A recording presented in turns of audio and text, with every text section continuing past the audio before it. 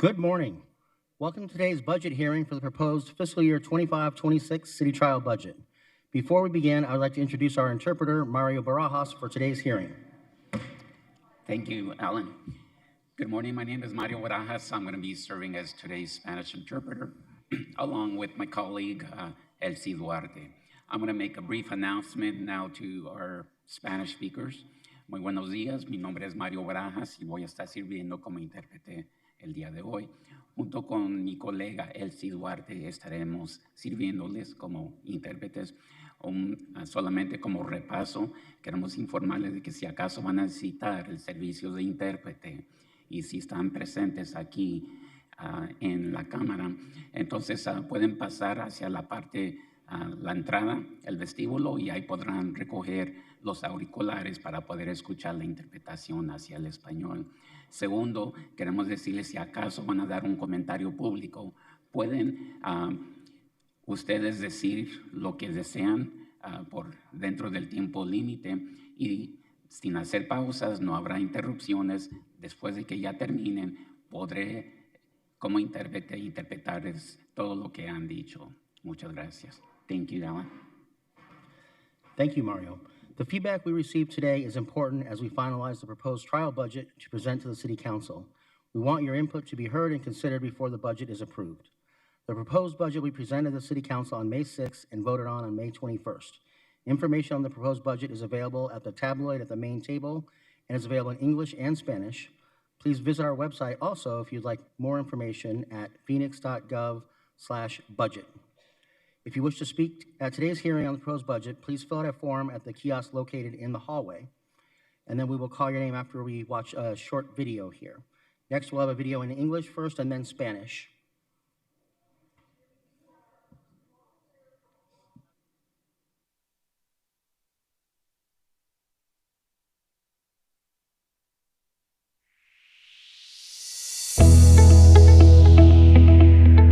The city of Phoenix thrives because of the services we all rely on, from keeping our neighborhoods safe to offering enriching programs and maintaining vital infrastructure. And like any well-run household, planning for the future starts with the budget. Right now, the city of Phoenix is developing its budget for the fiscal year 2025-2026, a roadmap of how we'll allocate resources to best serve our community. This isn't a process that happens overnight. Throughout the year, city departments work hard to estimate the costs of maintaining the services we currently enjoy.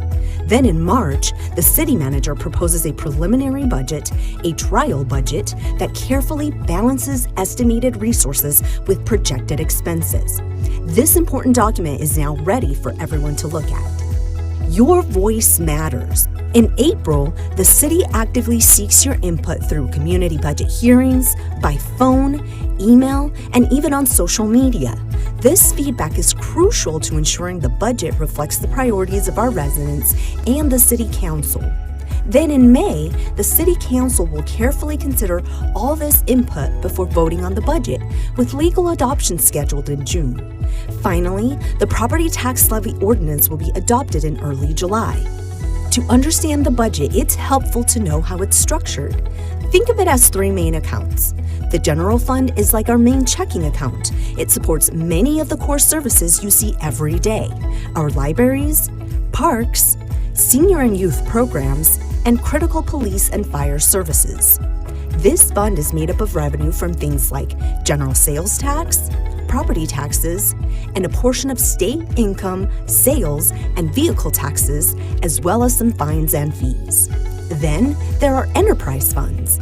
These operate more like businesses, charging those who directly use their services.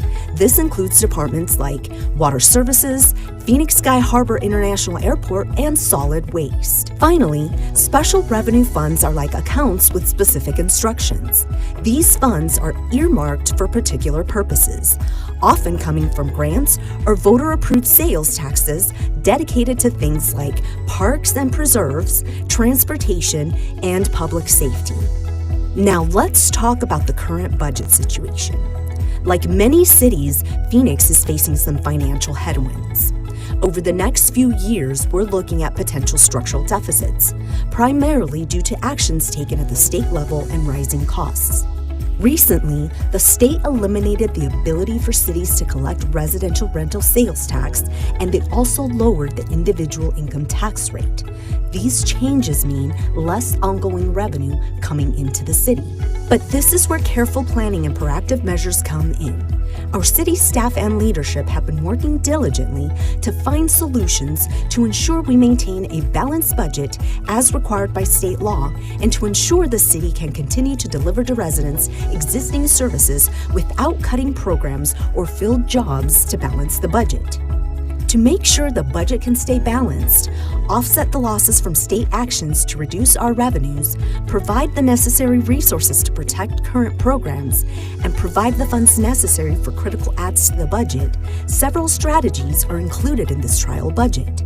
The City Council voted on March 18th to increase the transaction privilege tax rate from 2.3% to 2.8% effective July 1st, 2025. This will generate revenue to pay for programs and services.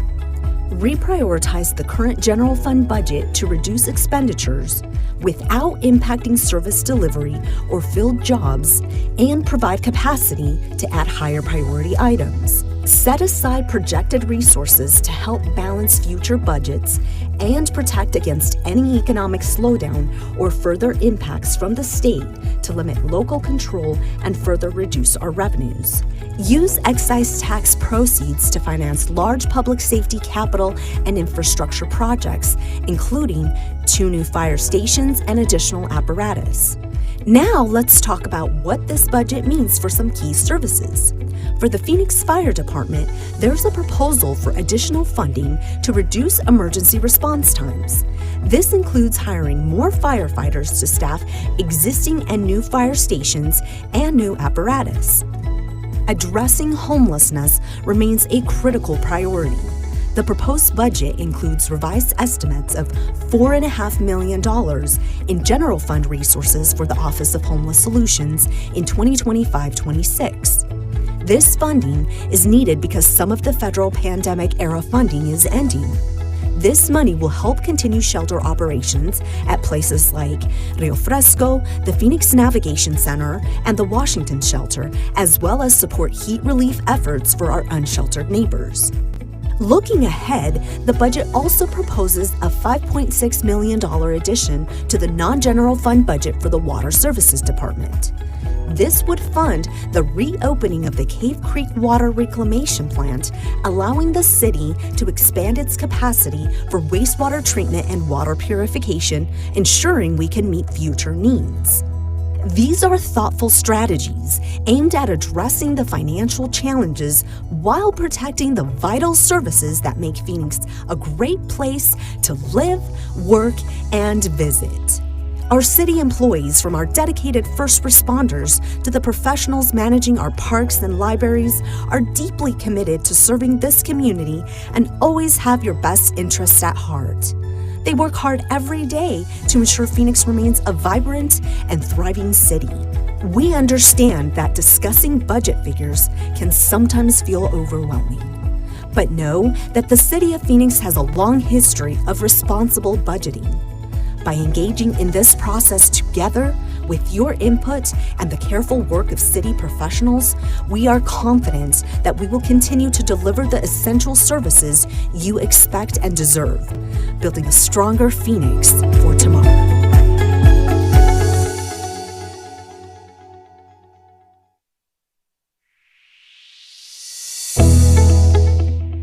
La Municipalidad de Phoenix prospera gracias a los servicios de los que todos dependemos, desde mantener nuestros vecindarios seguros hasta ofrecer programas enriquecedores y mantener la infraestructura vital.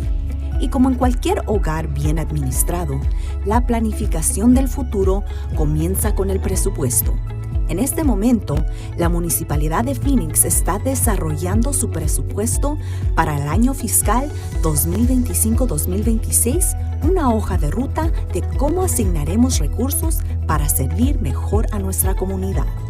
Este proceso no sucede de un día para otro. Durante el año, los departamentos de la ciudad trabajan arduamente para calcular los costos de mantener los servicios que disfrutamos actualmente. Luego, en marzo, el administrador municipal propone un presupuesto preliminar, el presupuesto sugerido, que equilibra cuidadosamente los recursos calculados y los gastos proyectados. Este documento importante ya está listo para que todos los revisen. Su voz es importante. En abril, la ciudad busca su opinión mediante audiencias comunitarias, por teléfono, correo electrónico e incluso en las redes sociales. Los comentarios son fundamentales para asegurarse de que el presupuesto refleje las prioridades de nuestros residentes y el Consejo Municipal. Luego, en mayo, el Consejo Municipal considera todos esos comentarios antes de votar sobre el presupuesto con la adopción legal programada en junio. Finalmente, la ordenanza que establece el impuesto sobre bienes inmuebles se adoptará a principios de julio. Para comprender el presupuesto, es útil conocer su estructura.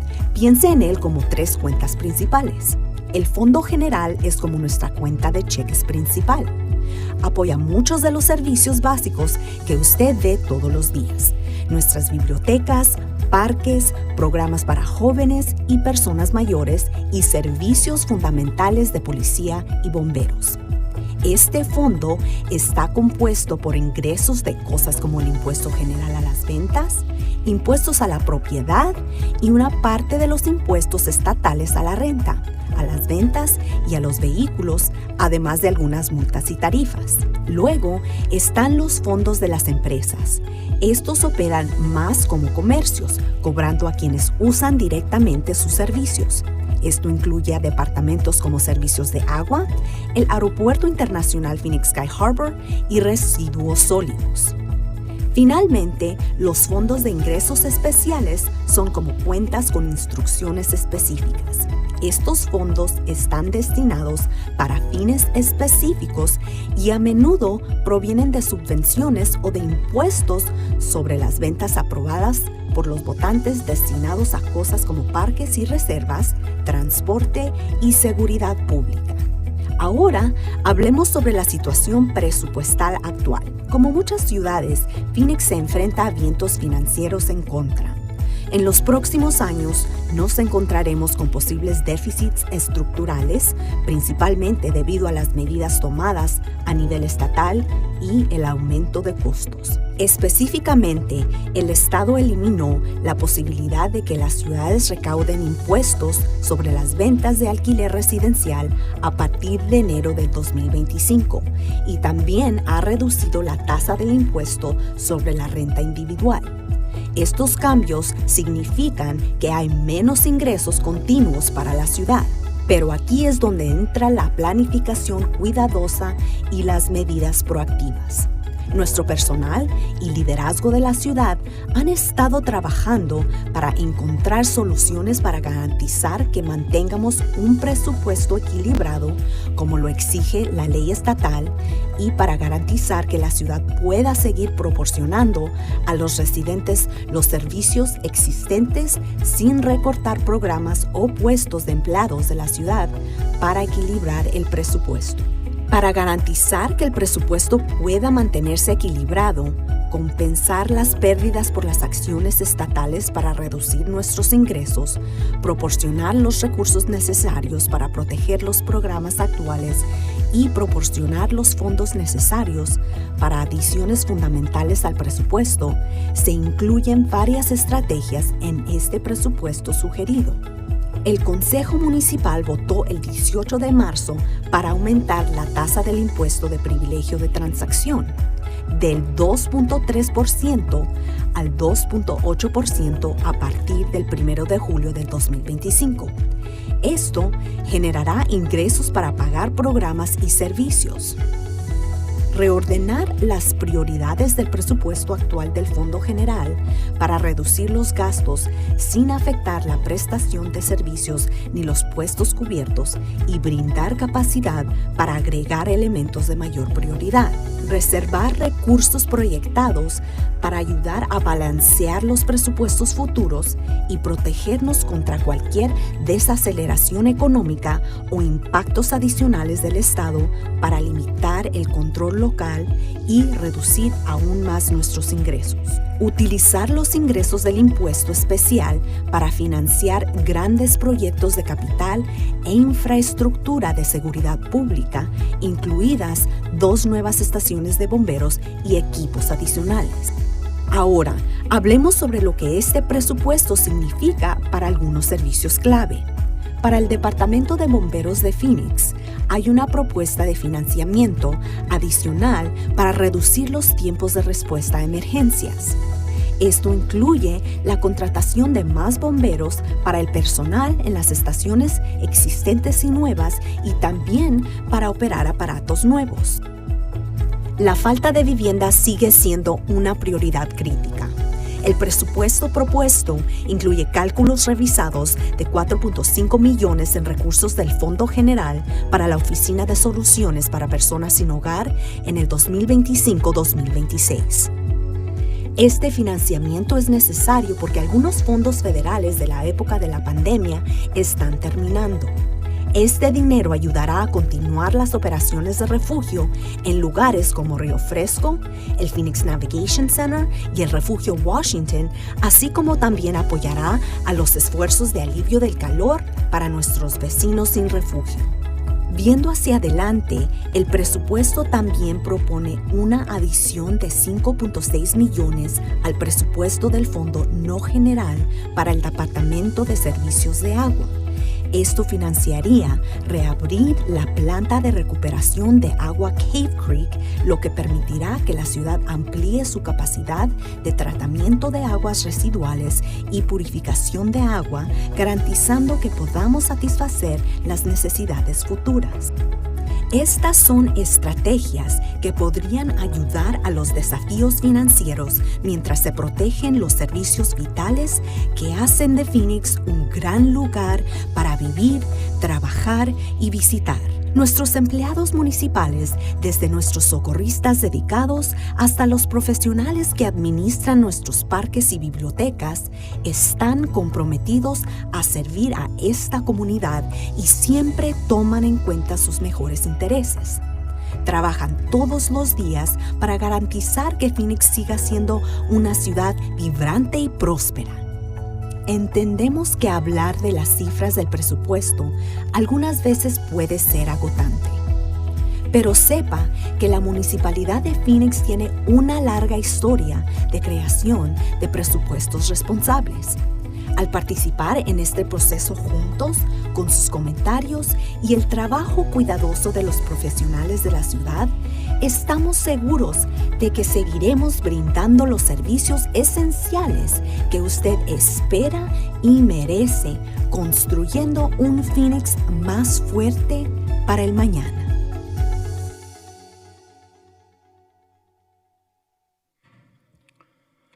All right, and with that, I would like to introduce Councilwoman Keisha Hodge Washington to say a few opening remarks, and we'll get started with public comments. Thank you. Thank you so much, Alan, for the opportunity. Good afternoon, everyone. Well, sorry, good morning still. I started off earlier, so I'm a little behind schedule, but good morning, and I want to say thank you for joining us here at this important public budget hearing. I really do appreciate your time and engagement as we discuss the financial priorities that shape our community. As we know, the budget is more than just numbers on a page. It reflects our collective values, needs, and aspirations. Your voice matters in this process. Community input helps us ensure that resources are allocated fairly, efficiently, and in ways that truly benefit those who live and work here. Today we are here to listen. Your insight, concerns, and ideas will help us guide our decision-making process and make our budget more responsive to the needs of our community. I encourage you to share your thoughts, ask questions, and engage in this discussion. Again, thank you for being here and for your commitment to helping to make our community stronger. So I will turn it back over to you and Amber to continue. Thank you, Councilwoman Hodge Washington. So as we call the speakers, if you're here in council chambers, please approach the microphone when your name is called. Each speaker will have 2 minutes to provide a comment. Before we begin, a reminder to the audience that we have interpretation available for Spanish language attendees provided by the interpreter Mario Barajas over here. So if you haven't got that, please do so. Brian will read each name as it comes forward, and then when they do, first we'll read the names in chambers, and then second after that, we're all done, we'll do the virtual names. And so with that, Brian, please go ahead and call the first name. The first speaker will be Salvador Camacho, followed by Andrea.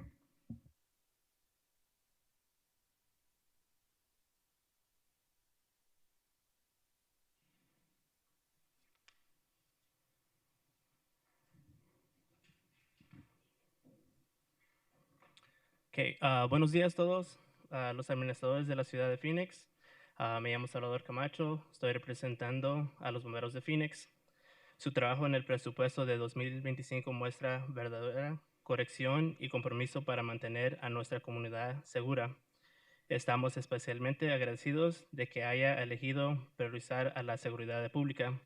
En los últimos años, la legislatura de Arizona aprobó leyes que recortaron cientos de millones de dólares de los ingresos futuros de Phoenix, aumentando la transacción privilegio tax del 2.3 al 2.8. Se trata de reemplazar esta pérdida de ingresos para que podamos seguir proporcionando servicios básicos. La ciudad de Phoenix ha superado a su departamento de bomberos. En los últimos 15 años, Phoenix agregó más de 300,000 nuevos residentes.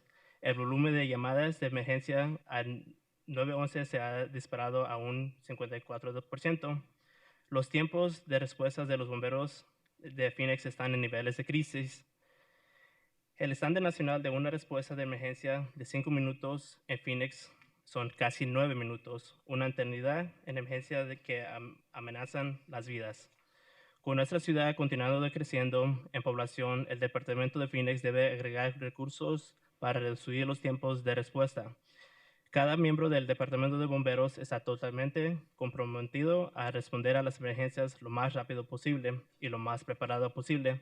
Necesitamos ayuda para llegar a las llamadas más rápidos, porque las alternativas se medirán en vidas perdidas y propiedades destruidas.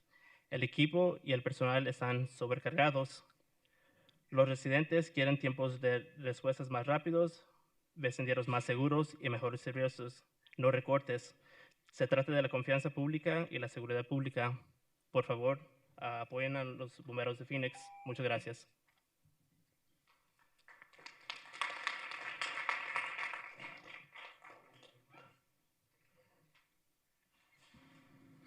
Good morning, everybody. All residents of Phoenix. My name is Salvador Camacho, and I'm representing the fire department, Phoenix Fire Department. Your work and your proposal of this 2025 budget and your commitment to maintain a safe community, we're especially grateful that you have elected and made priority public safety in these last years.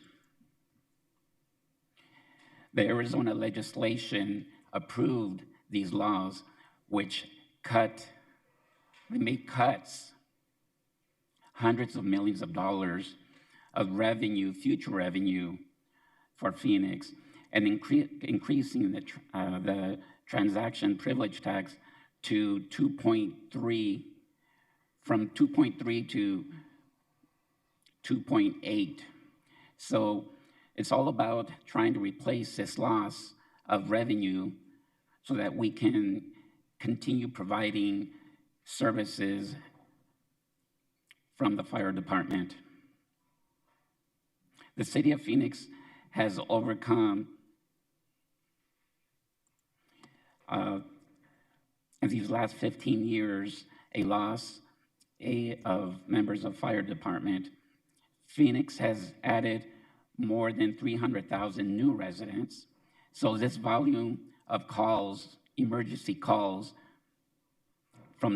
has increased from to 911 calls, dispersing of up to 54%. So the times, these response times from the Phoenix Fire Department, we're finding ourselves in a very crisis, a big crisis. So the national standard for response times to emergencies has gone from 5 minutes in Phoenix to almost 9 minutes. So that's an eternity when we're talking about emergencies and which are threatening lives. And since the fact that our city is increasing in population, the Phoenix Fire Department, or the departments for the city of Phoenix should be increasing the budget so that these response times will improve. Each member of the department, the fire department, is totally committed to respond to these emergencies the fastest way possible and to be better prepared. So what we need is help so that we can arrive quicker, because the alternatives, as an alternative, we have lives that are at stake and properties that might be destroyed. So the equipment and the staff are overwhelmed. The residents, they want these response times to be quicker. They want safer communities and better services. So these cuts, we're talking about public safety, and so I ask that please support the Phoenix Fire Department. Thank you very much.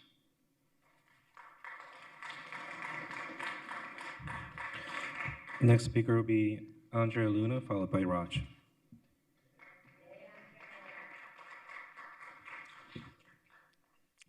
Good morning, Councilmember Hodge. Thank you for being one of the 9 members on council who showed up to today's hearing. We really appreciate that. We're here to urge the City of Phoenix to allocate permanent annual funding from the general fund to establish a right to counsel ordinance. Preventing evictions is not only the right thing to do, it's the fiscally responsible thing to do. Each eviction costs the city tens of thousands of dollars in emergency shelter, healthcare, policing, and other crisis services. A right to counsel program saves public dollars by keeping people housed, stabilizing neighborhoods, and reducing pressure on already overburdened systems. Cities across the country, many with fewer resources, have made this investment work. Baltimore pulls $500,000 from its sheriff's budget, recognizing that housing justice is public safety. Boulder funds its program through a rental excise tax, and Jersey City through developer fees. And Dallas, Texas, a peer city in size, budget, and political climate, has committed millions of public dollars to its RTC program because it sees the return on investment: fewer evictions, fewer crises, and stronger, more stable communities. Meanwhile, Phoenix sees over 40,000 eviction filings a year, and less than 1% of tenants receive legal help. The existing effort is underfunded, underpromoted, and not reaching the scale of need which we know exists. Phoenix has a $5.4 billion city budget. We have the capacity. What's missing is the commitment from council and the city manager's office. We're asking you to take a bold, cost-effective step, fund right to counsel, and lead with a vision of stability, justice, and smart governance. Let's stop paying the high price of eviction and start investing in prevention. Thank you.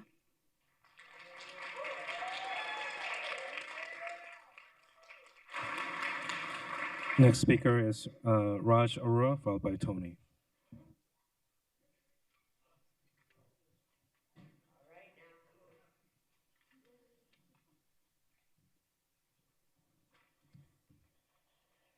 Hello, City Council members, or City Council member, singular.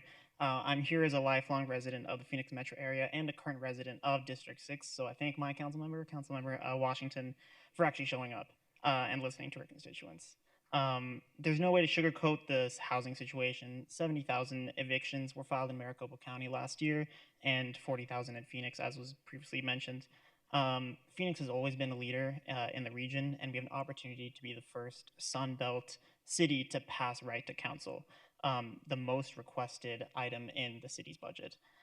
This has been demonstrated to keep people in homes and families together, and we know this works from what we've already implemented from the pilot Legal Services Council services program. But we need to fund this as a full right to counsel using the general fund.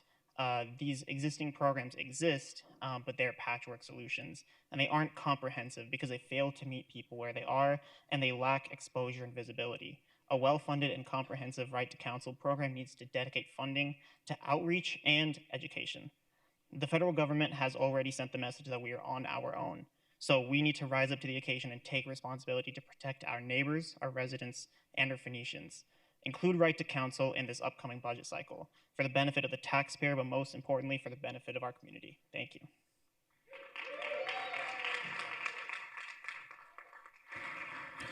Next speaker will be Tony Canelo, followed by Astrid.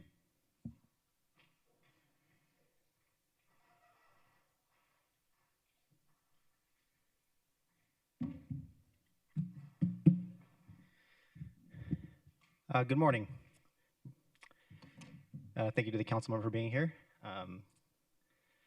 You have the right to remain silent. Anything you can and anything you say can and will be used against you in a court of law. You have the right to an attorney. If you cannot afford an attorney, one will be appointed to you. Do you wish to extend your rights as I have just read? With these rights in mind, do you wish to speak to me? When these six sentences were first spoken, a new precedent was set in ensuring a fair and just legal process. I would like to bring special attention to the third and fourth lines. You have the right to an attorney. If you cannot afford an attorney, one will be appointed to you. I am asking this council, singular in this case, to usher in a new and just legal process for myself and those of us who are facing downward pressure from being forcibly removed from our homes by funding a right to counsel. I am asking this council to ensure that each and every tenant who is subject to an eviction will receive fair, just legal representation, a crucial need for myself and those of us whose housing is dependent on the surplus stock given to us by those who hoard it, I would be remiss not to mention, and is given to us not based on our need, but by our ability to pay it. I am here to make sure that we are not being overlooked, and as tenants that our rights are being safeguarded by this council. Thank you very much.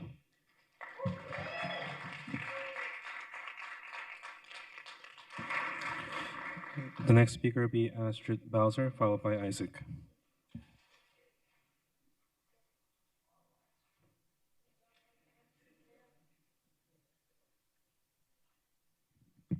Good morning, Council. Hodge Washington, thank you for giving us the opportunity to express importance for the right to counsel.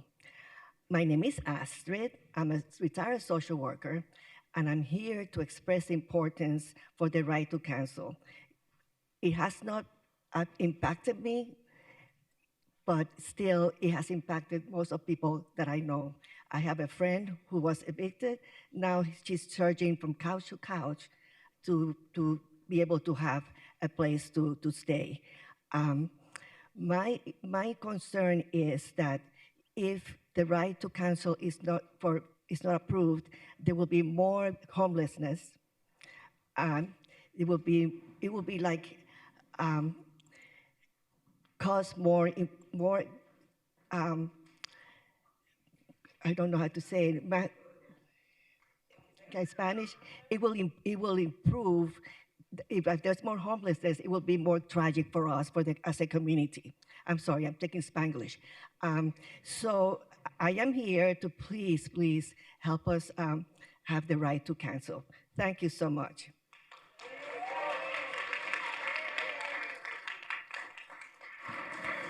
Next speaker will be Isaac Sundin, followed by Catherine.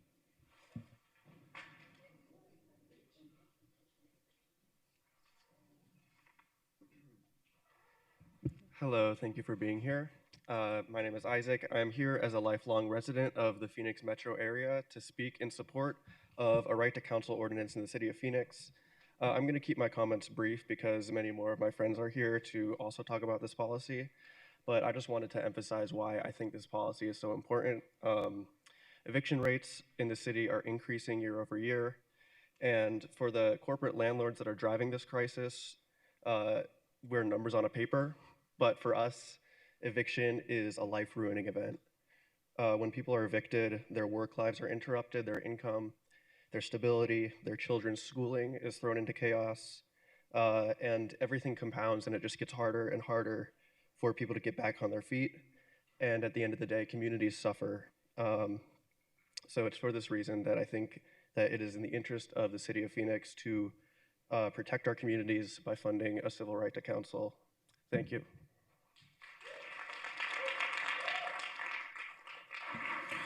Next speaker will be Catherine Wilkins, followed by Yovanda.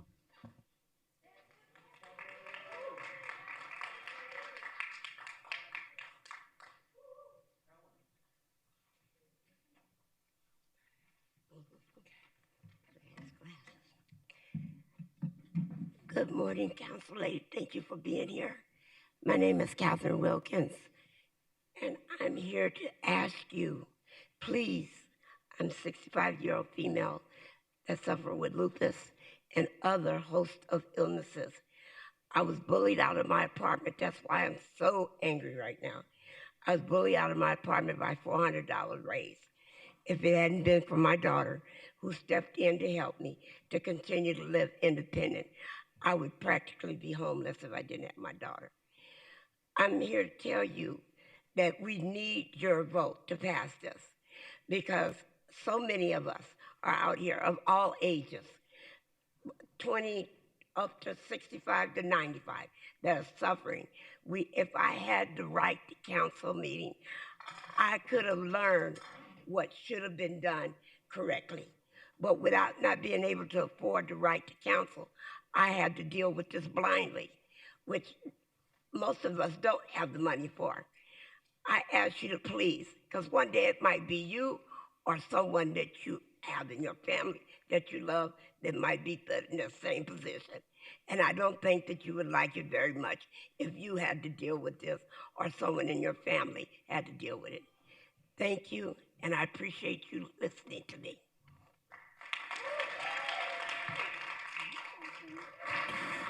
Next speaker is Yovanda Wilkins, followed by David.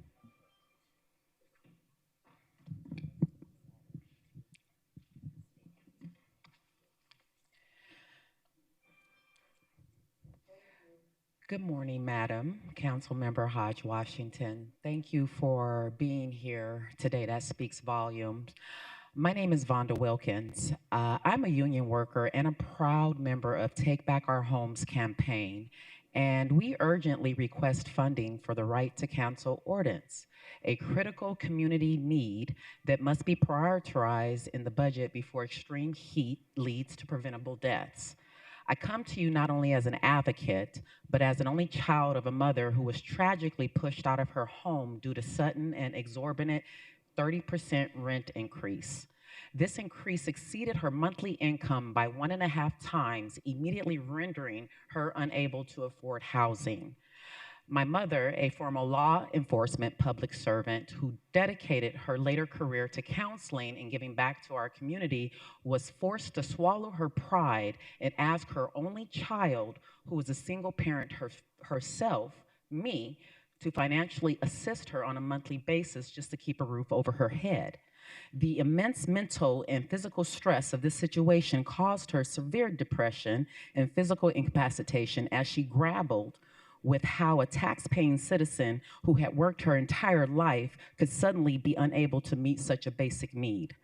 Right to counsel is a practical solution. It keeps more tenants in their homes, significantly reducing eviction filings and disruptive displacement of families, and ultimately save our city public money by lessening the strain on social services.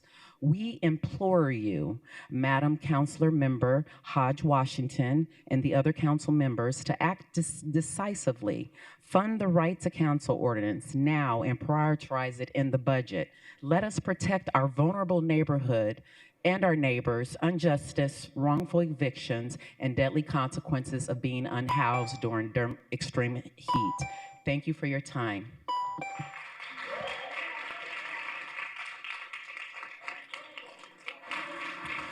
Next speaker is David Shepard, followed by Nancy.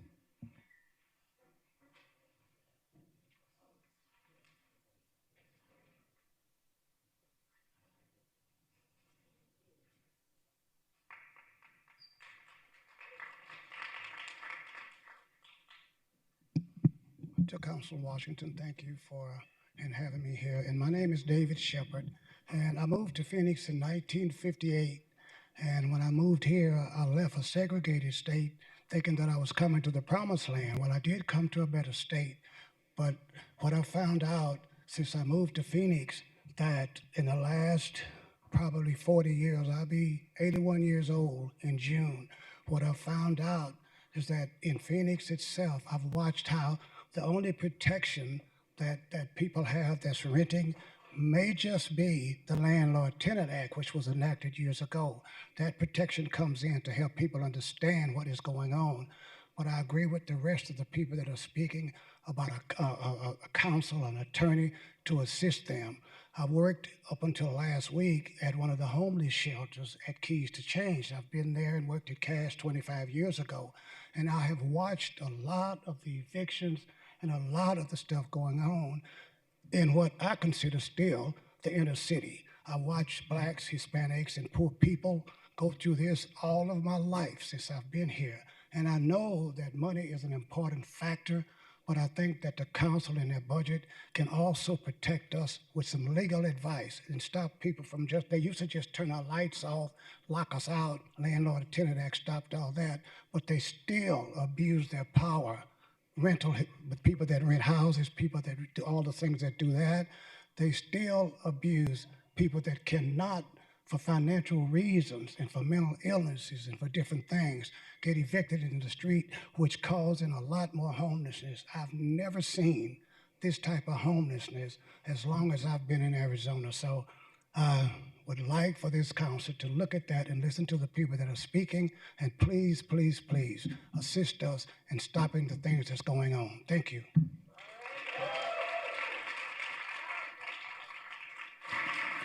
Next speaker will be Nancy Damone, followed by Tina.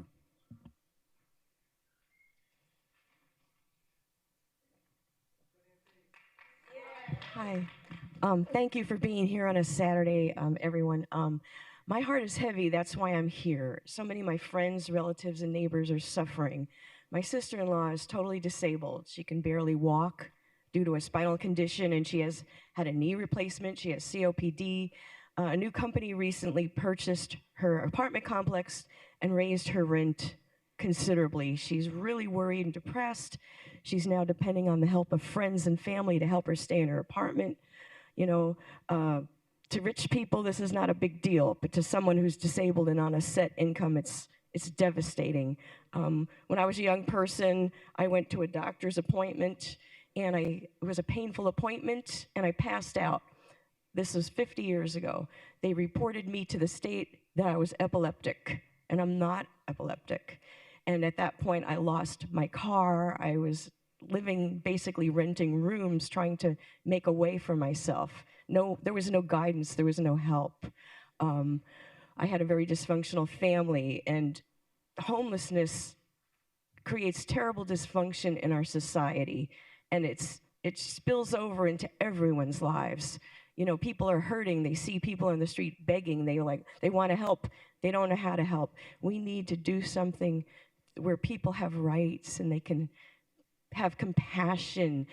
We all need, you know, by the grace of God, we can have an accident, have a problem, and the next thing you know, one of us is homeless. And so I really wish that the council would really seriously consider doing this, having this ordinance to have the right to counsel. And I thank you for your time. We really appreciate you.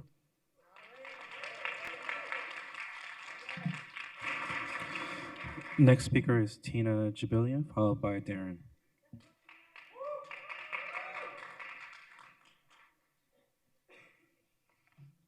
Good morning, Councilwoman Keisha Hodge Washington. I'm glad that you're here, and I hope that some other council members are listening at this time, because there have been a lot of great things said this morning. My name's Tina Jabilian. I'm privileged to be both a resident homeowner and a landlord in District 3. Every day we see more and more unhoused folks in our neighborhood, just like in other places in the city. This is not a policing problem.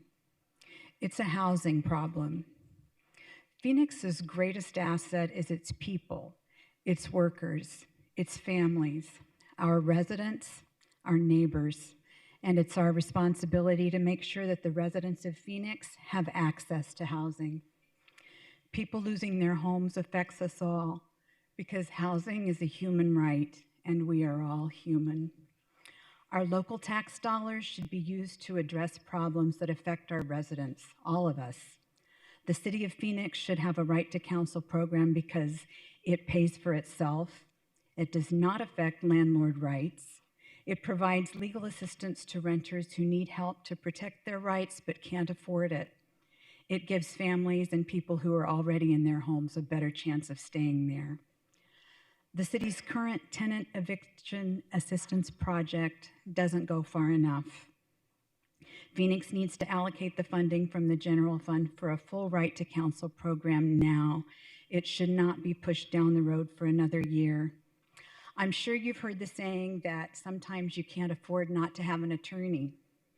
In this case, it's the city that cannot afford for its residents who are renters not to have access to an attorney. It costs the city more to deal with the problems of renters not having legal representation. I hope the council uses its power appropriately. Please do the fiscally responsible thing with our tax dollars. Homelessness is not a policing problem, it's a housing problem.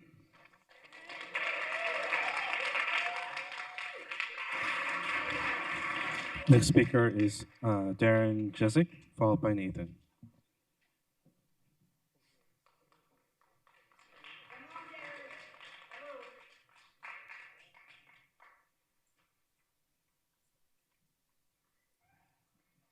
Thank you, Councilman Hodge, for being here today. My name is Darren Jessic. I'm a veteran. I'm with the Take Back Our Homes campaign here in Phoenix. There's a protest going on around the country today. I really wanted to be there in Phoenix to stand up to what is going on across this country. Things are going to hell real quick, and people are really getting pissed. I really wanted to be there, but I felt this was more important because I wanted to be the first one to congratulate you on breaking a record that was set back in 2005 by 5,000 more evictions. What a jump. You beat the evictions. Congratulations. I hope you celebrate this like you celebrate promoting the Phoenix Police Department by giving them an extra $37 million last year for the hell of it, when they rated as one of the worst police departments in the country.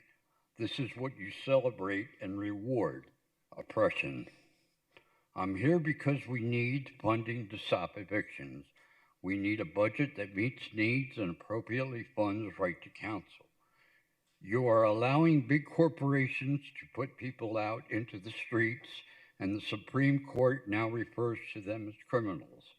Our numbers are growing, but you keep putting us off like a red-headed stepchild. But believe me, we are definitely getting pissed at the disrespect you show us. Thank you.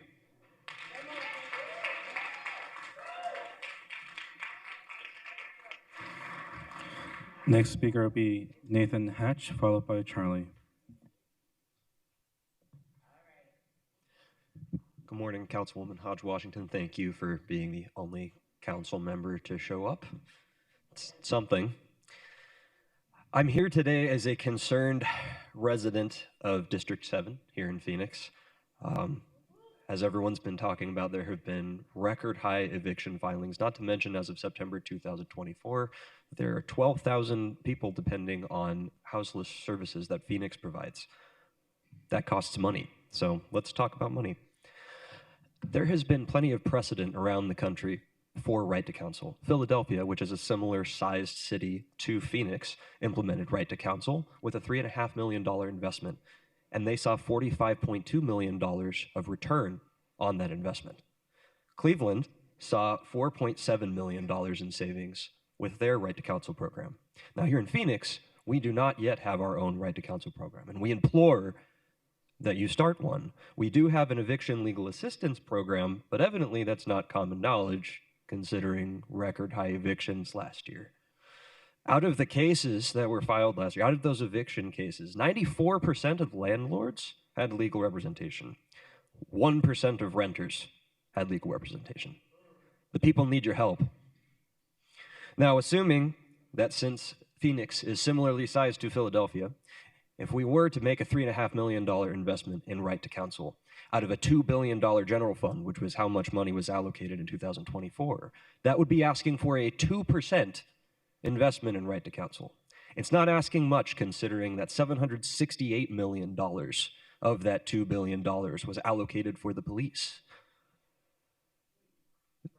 As Tina said, this is not a policing issue. This is a housing issue. So let's address it like it is. Thanks.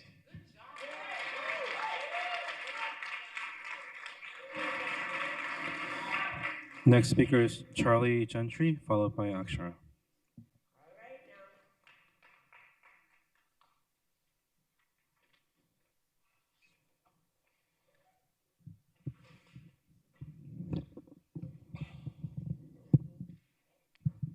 Good morning. Thank you for being here. Today, with Take Back Our Home, I want to express the urgency of the city and its needs to allocate additional permanent annual funding for tenants' rights to counsel. Having counsel saves lives, brings prestige to our city, lower crime rates, and is the humane thing to do when someone has experienced crisis instead of allowing them to be tenants to be bullied when we elected you to protect us. When people don't know, they miss out. Facing eviction alone is terrifying, especially because many of us just don't know. In September 2024, I was in an automobile accident while I was at work. When reaching out to local organizations, churches, and other emergency services, I was told no when receiving services. And even in instances where people had funding available, I was told no because I lived on unemployment and not knowing that my adjuster was supposed to be assisting me after 28 days as outlined by Arizonians for workman's compensation. The adjuster didn't cut my first check until January 30th of 2025. I was terrified the entire time. Having counsel saved my life. How many more life stories like these that don't have to end this way or has ended worse?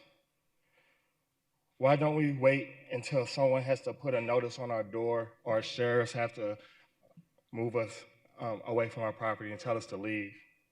When counsel can hear that cry.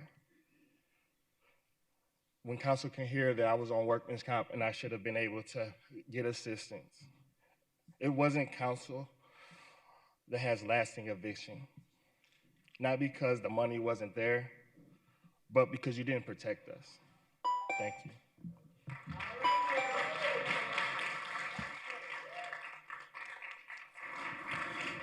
Next speaker is Akshara Sundararajan, followed by Mirsha.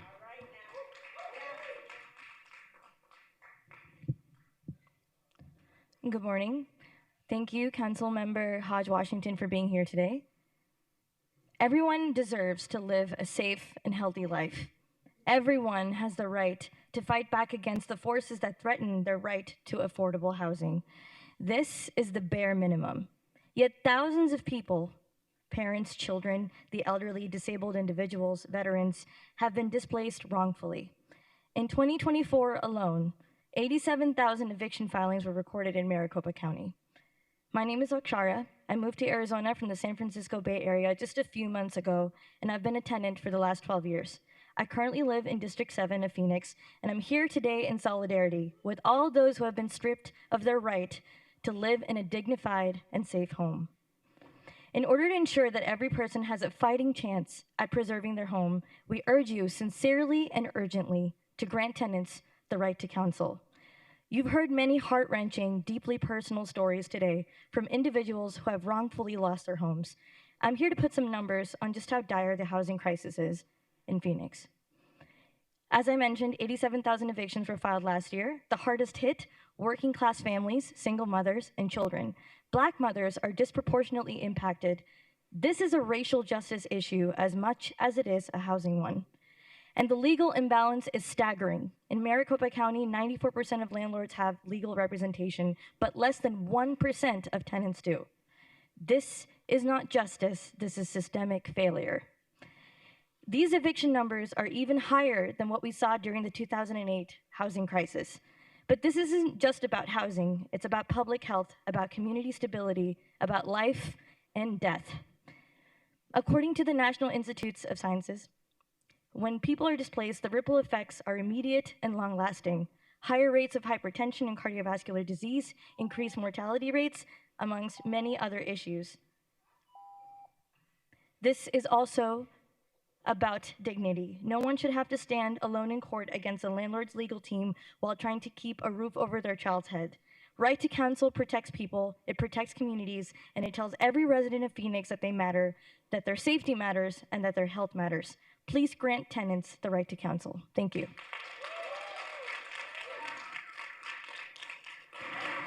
Next speaker is Miesha Fish, followed by Elizabeth.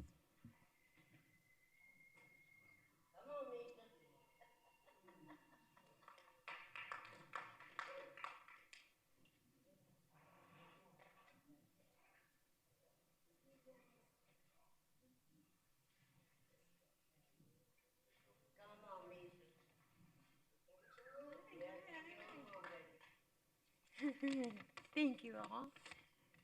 Hi.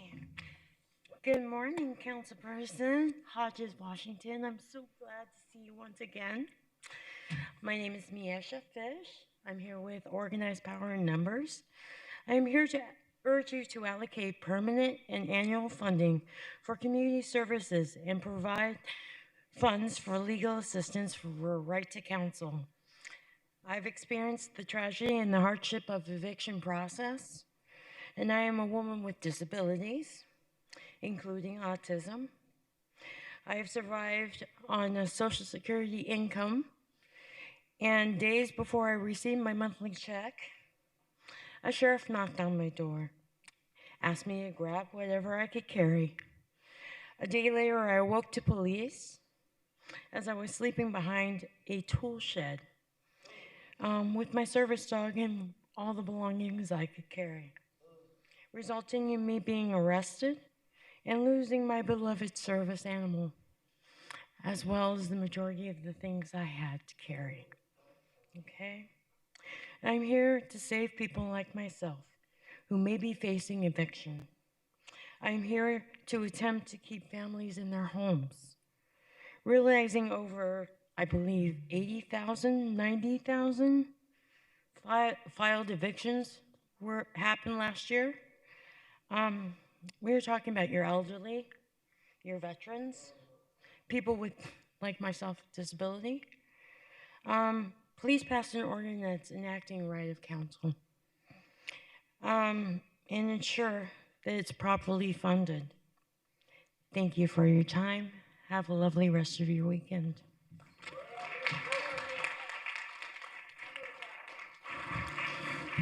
Next speaker is Elizabeth Fayela, followed by Orla.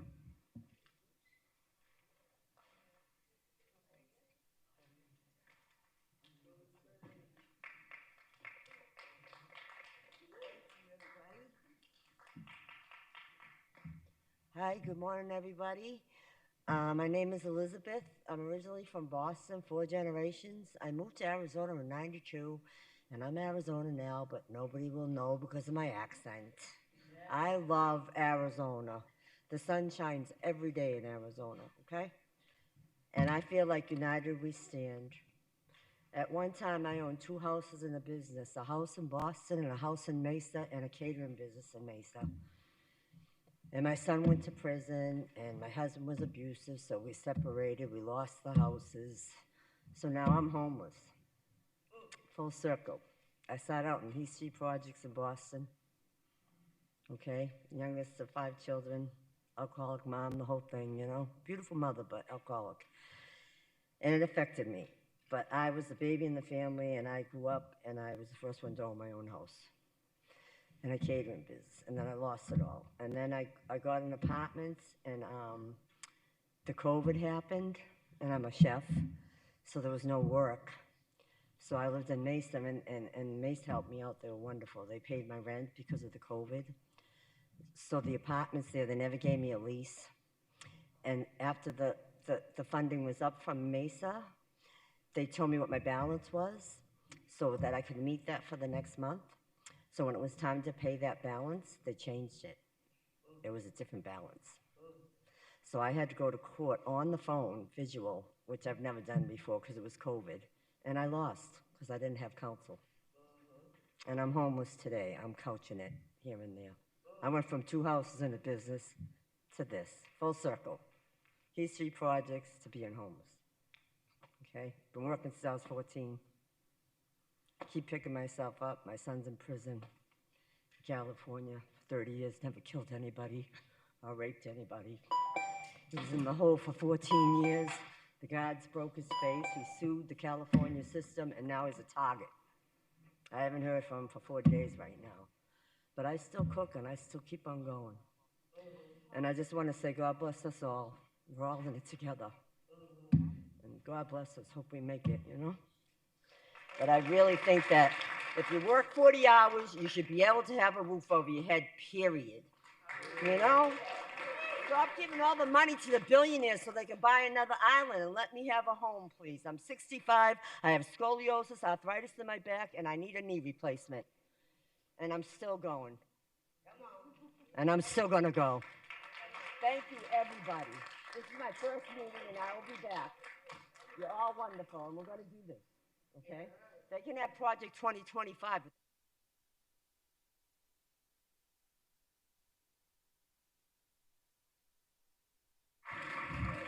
Next speaker is Orla Bobo, followed by Susan.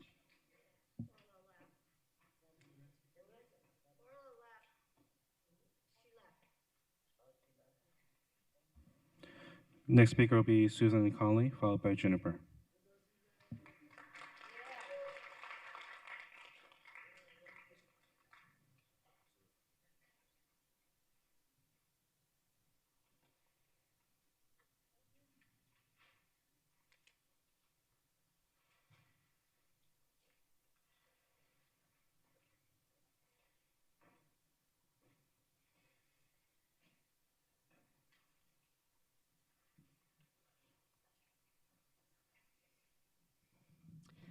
Thank you so much for being here and allowing us to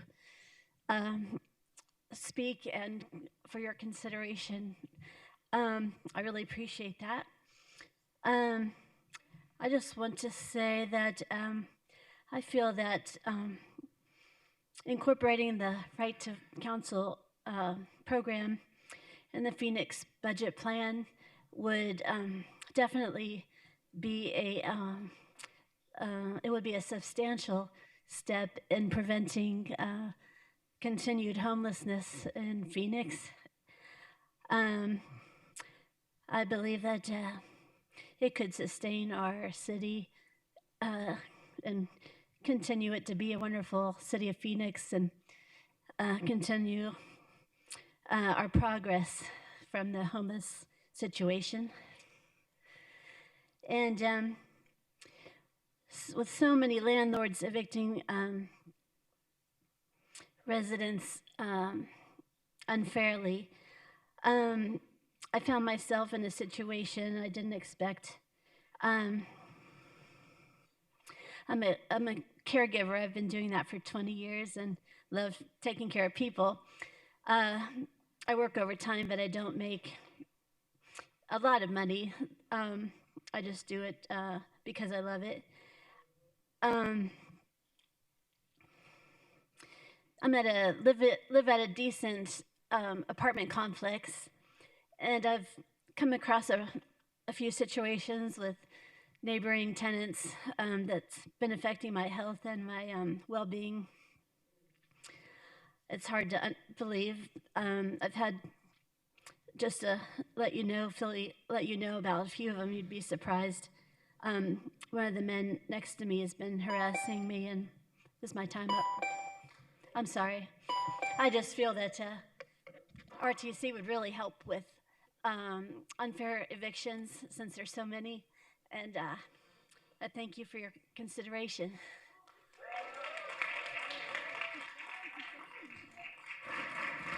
Next speaker is Juniper Bradford, followed by Nora.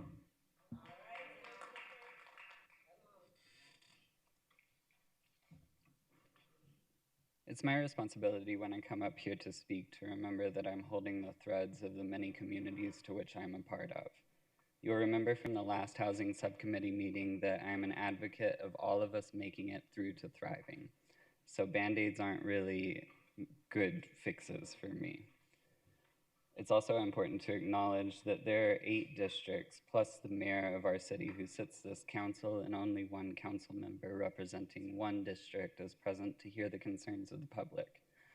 My hope is that they are standing in solidarity with some of my other communities represented at the protest at our Capitol. It would be a good thing to see the government truly stand with the people in the future. As you can probably sense, we are all in this together. Better to shoulder up now than later. When the city incentivizes being in community and care for each other, you lay a foundation of exploitation and small-minded competition. Access to having our most basic needs met and to being in connection and collaboration with each other should not be barred by some intangible economic metric, but by the true merit of integrity, accountability, and a willingness to hear and amend our missteps, cities included. We've created a system where the people are responsible for the oversights of self-serving decisions made by governmental equivalent of middle management. You all will never get ahead of the avalanche of problems if you continue to try to simultaneously pander to and reward participants in a system that has proven itself time and time again to be abusive and an easy hideaway for corruption, while also having to solve the expanding issues of access to our basic survival needs. The latter seems more often to get disseminated down to the optics and numbers rather than true acknowledgement of the intrinsic cost to quality of life and an increasingly larger population, myself included. Thank you for this brief space to speak.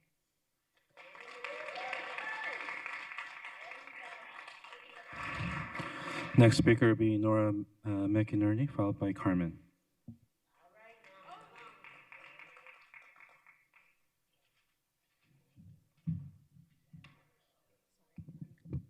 I thought it was my name.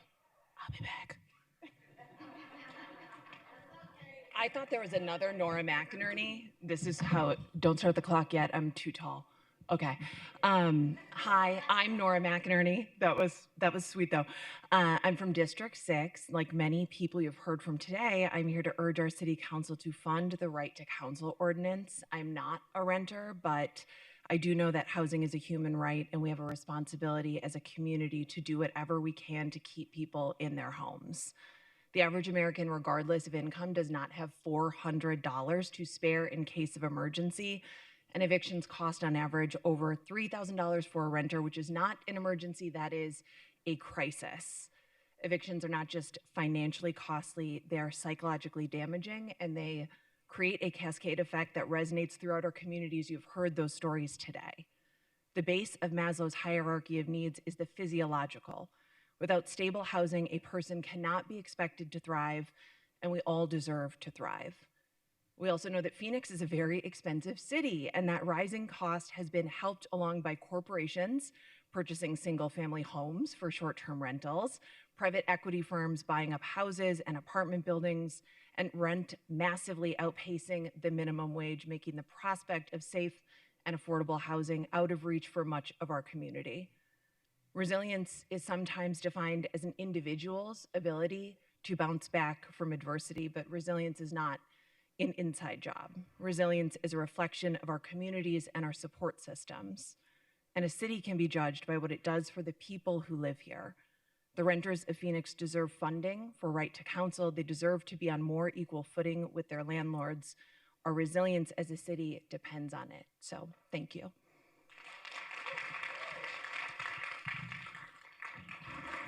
Next speaker will be Carmen Terrell, followed by Frank.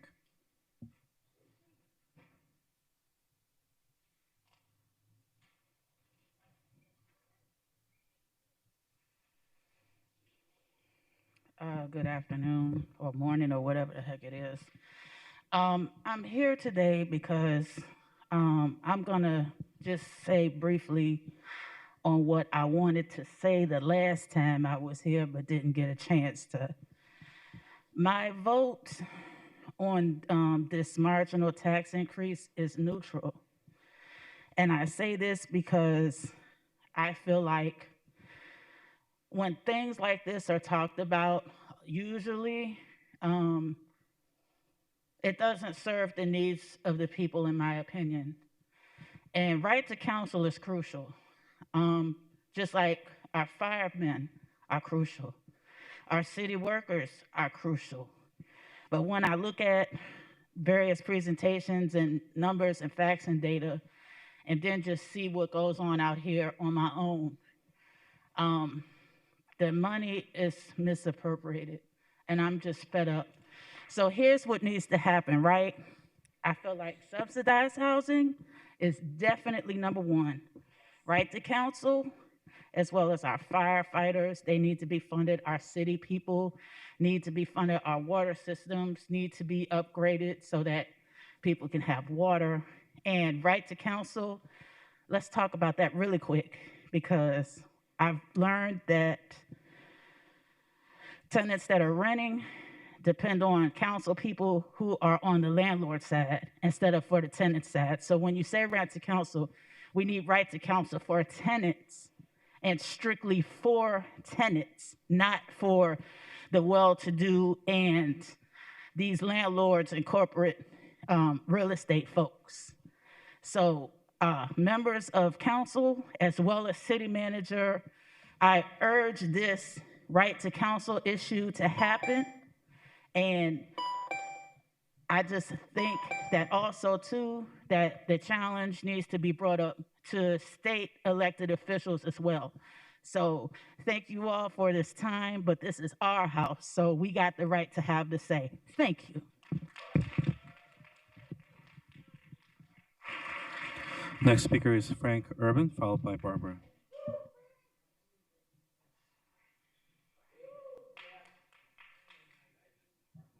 Hello, City Council. My name is Frank Urban with Fund for Empowerment, as many of you know. I am here today to speak on behalf of our lawsuit against the city. Now, much of it's been shot down, but the one that is extremely important, the police do not have a right to take and destroy the property of the homeless. Now, I've been homeless myself for many years. I'm not presently homeless, but I have been homeless before. And what the police have done, and I have witnessed this personally and been part of it, what they call raids, which is they wake you up at 2:30, 3 o'clock in the morning, almost nightly, line you guys up, line us up for warrant checks. You know, the guys that have warrants go to jail, whatever. But the others, they give 10 to 15 minutes to grab all of your belongings. We're talking bedding, clothing, whatever, and put them in a designated area. Now, it doesn't matter whether the person is on crutches, in a wheelchair, not mentally there. They give everyone 10 to 15 minutes to do this, and if it's not done, they call in a city truck and put all of your belongings in the truck and take it to a landfill. We're talking IDs, social security cards, birth certificates. And that is not right. And with that, I'll close.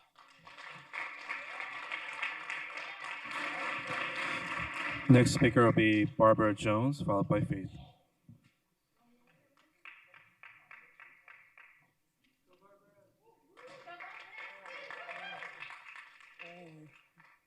Good morning. My name is Barbara Jones. I come from Deer Valley in Phoenix. So I want the funding right to pass because if you know the technology today, and I have 30 grandkids, over 20 great grands, some of them with masters and on the SWAT team. But we still facing the same problem.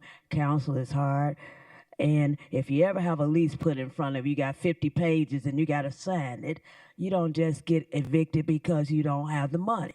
You can get evicted when you have a piece of paper on the porch or anything else. And if you don't know your rights, you can't read all of that. So I think council is very important for our young especially, because I have great grandkids with 7, 8 kids put out because they don't know the knowledge. So I thank you and I hope you pass it and have a very good day.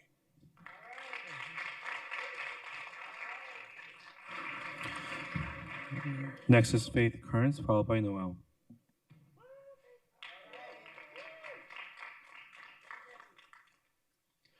Hello, City Council. Hello, guests. My name is Faith Kearns. I volunteer with Fund for Empowerment. I am formerly homeless. Thank you. And along with Frank Urban and many others, have seen our destruction, our property, my property, his property, other people's property, destroyed without any thought of, hey, we might want this. I personally have had sleeping bags destroyed, my IDs, and my social, which I had to replace hundreds of times already. The police need to change, and they need to change their attitude toward the homeless. I ask that the Phoenix City Council continues funding for our shelters and for the heat clinics, heat centers. And with that, I close.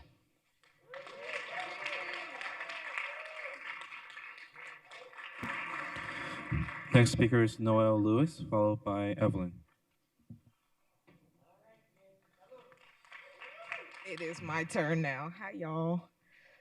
Great day, City Councilwoman Hodges Washington, for always showing up and being present with us.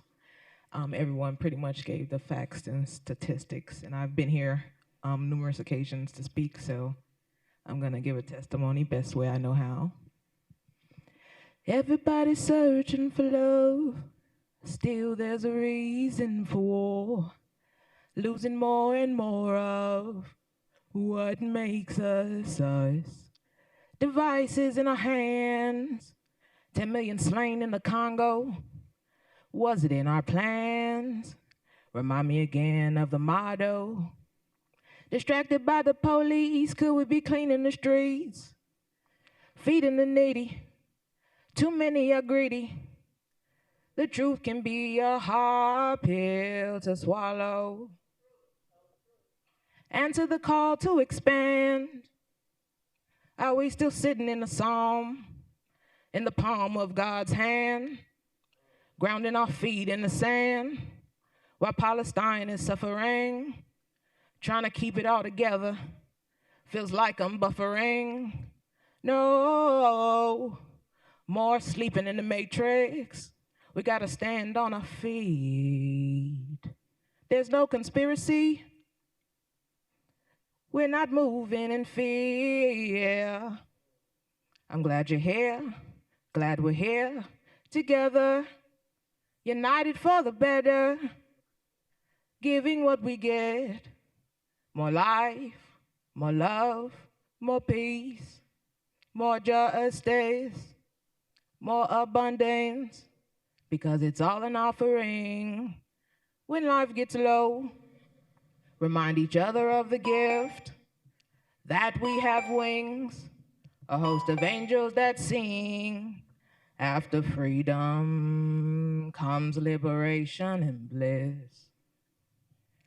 And with that, I would like us to put our time, focus, energy, and resources towards funding and representing those who are facing eviction. We're more than just a number, and it's not just a part of our identity. Housing is our birthright. Thank you.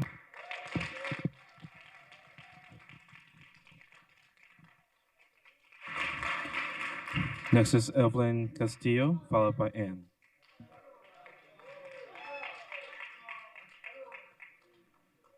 Oh my God, that was beautiful. I don't know how I'm gonna follow up.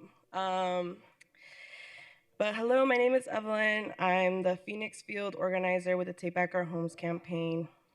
Thank you, Councilwoman Keisha Hodge Washington, for being here today. I'm disappointed that the rest of council didn't bother to show up on a day where community can actually attend. Today, we showed up with 40 other community members to provide public input on the budget. The city must allocate additional permanent and annual funding for a right to counsel ordinance. I've shared my story with council before. I grew up experiencing housing instability my whole life, and wrongful evictions was a part of that. We know through our continued advocacy, most of this council supports passing a right to counsel for tenants. We ask you now to commit to safeguarding residents from eviction. We need to fund right to counsel. Communities are looking to the local government to be proactive and prevent the forced displacement of our residents. Over the 40,000 eviction filings that happen in this city, not even 1% was addressed through the eviction assistance program that was mentioned from last time we were here. It is your responsibility to reach those impacted. The funding and promotion of the current eviction legal services is inadequate. Legal aid is not readily accessible or visible to residents. We need more funding to promote legal aid and right to counsel. Council says that they care about housing and that it's an important issue, but community continues to show up to tell you all one of the solutions, and that is right to counsel. This is our second year advocating for this. We appreciate you, Keisha, for listening to our testimonies, and we hope the rest of council will support funding for a comprehensive right to counsel ordinance for tenants. Thank you.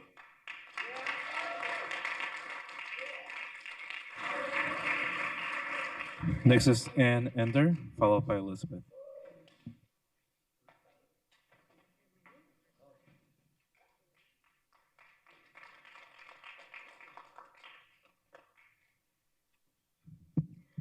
Well, I had comments prepared in support of the fire crisis that's occurring and asking for the TPT sales tax funding to be earmarked for that, but I feel like I really must comment on some of the things that have been said today.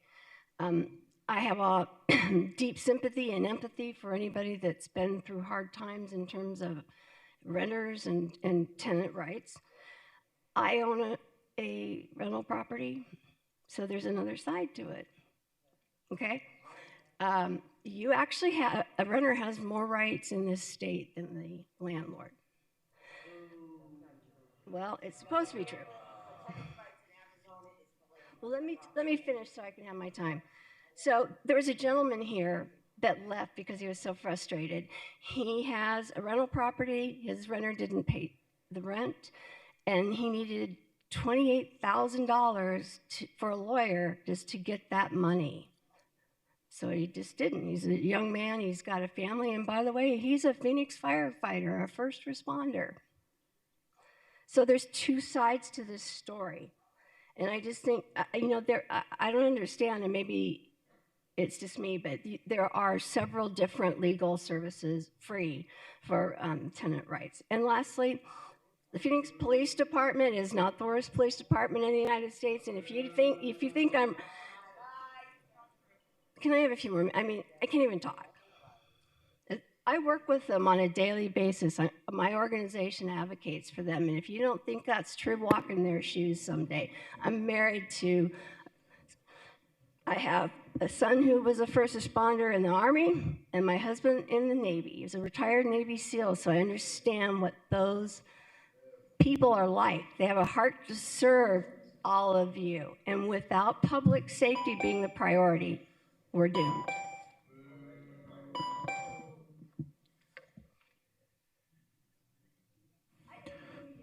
Next speaker is Elizabeth Venable, followed by Poppy.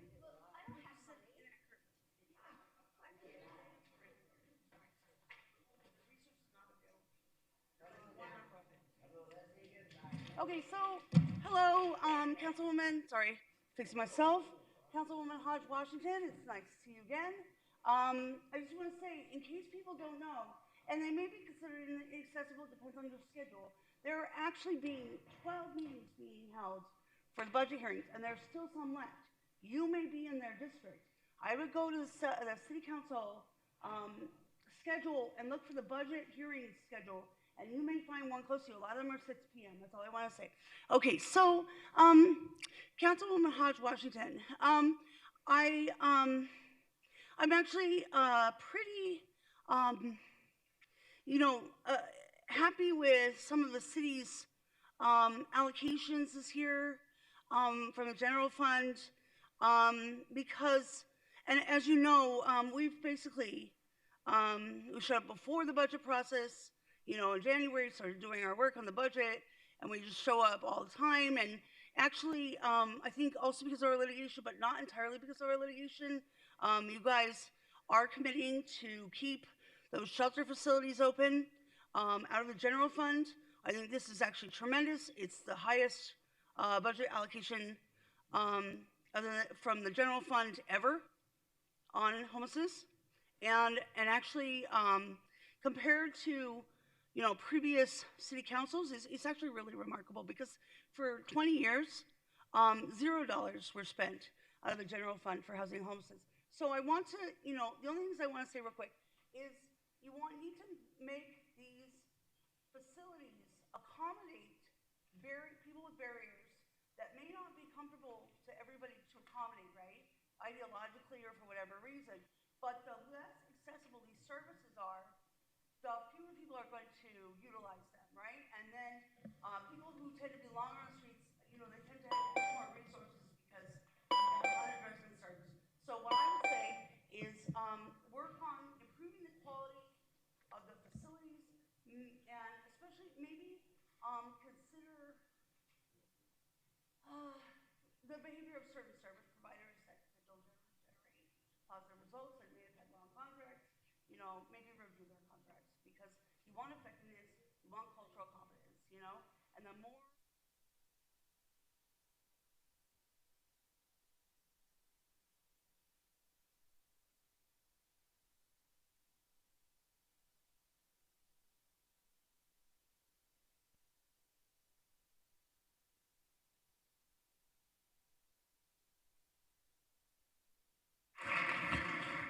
Next is Poppy Idrissa, followed by Daniel.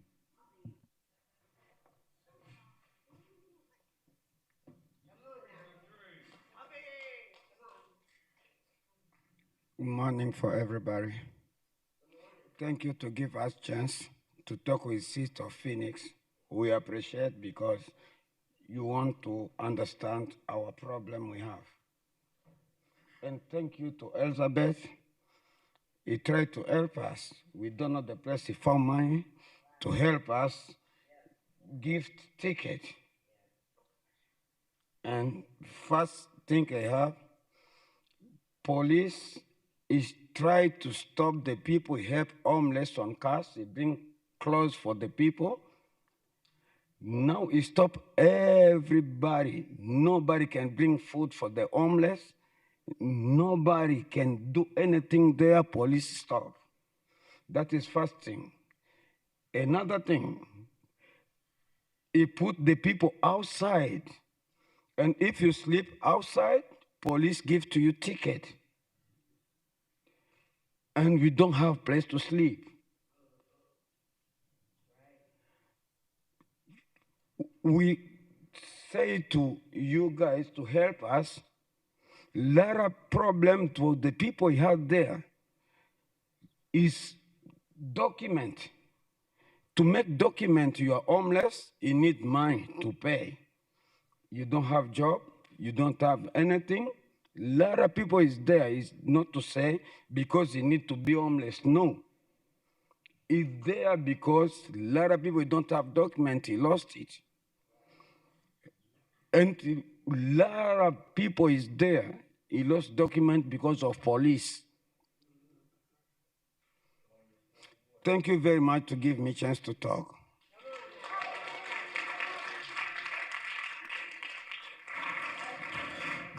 Next is Daniel Musafiri, followed by Gregory.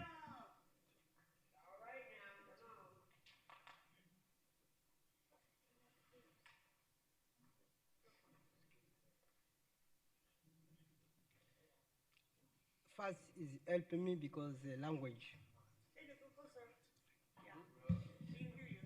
First, it helping me because the language. I don't speak English good, but I try. I can talk for homeless because me too homeless. I'm there to shelter. My name is Daniel Musafiri. I'm from Africa. I come here. I have my paper, but I'm losing my paper because police. One day I'm there to shelter. I come late, so you're supposed to go sleep outside. I say, okay, thank you. I go sleep outside, but the people, he take my wallet, empty, green card, social security, ID. But I come to Elizabeth. He helping me for anything. Thank you, my sister Elizabeth. He helping me to anything, eat, man, for buy like soap, like anything, clothes. He helping me, Elizabeth. Thank you for anything. I know finance.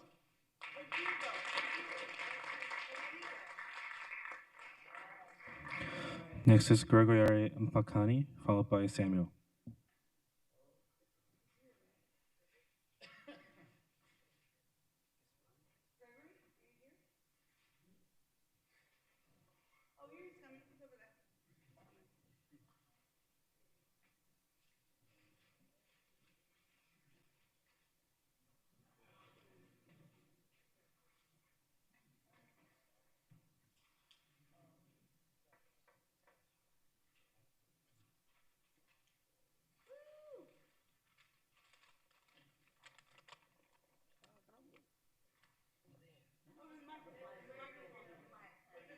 Oh.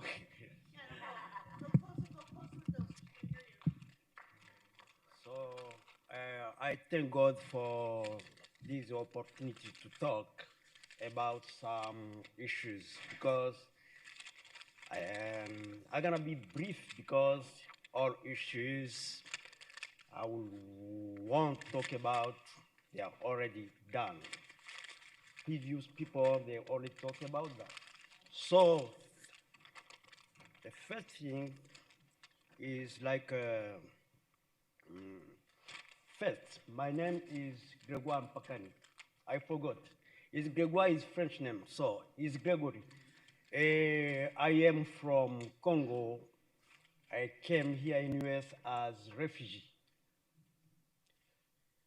So I didn't lose my papers. I got my paper because you can lose your papers too. And I became a US citizen. I thank God because wherever you're gonna go, if you don't have documents, you're gonna be trouble. So I am homeless. I became homeless because all the time I used to live in US. All the time I was working, but it happened like 2 years ago. It happened something bad to me. I was working, and I got left leg problem, and because I pay my taxes every year, government assist me when I was unemployed and when I was sick, but they assist me like 4 months to pay my rent, and after that they stopped. And that time I didn't get medical insurance. Imagine, you don't have job, you can't pay your medical. Now I thank God I am homeless, but now because I am homeless, I am unemployed and the government pay my medication. So that's one thing. Second is housing. some previous people, they talk about house rent. It is a trouble. It is trouble because somebody said have been here, I don't know how long, but it is worse now. And it's gonna be worse because you're gonna get a lot of homeless on street. And it's gonna be problem. Because rent is day by day, year by year is increasing, but salary stay the same. That's a problem. So we got problem, we face problem, but we need like government to figure out about some issues. Otherwise, you're gonna see people on the streets marching, protesting day by day. I appreciate everybody. Thank you for this opportunity. Thank you. I should speak in French. I should speak in French language because that's a language I was speaking from childhood. So English is okay. I am not comfortable in English, but we are trying. Thank you.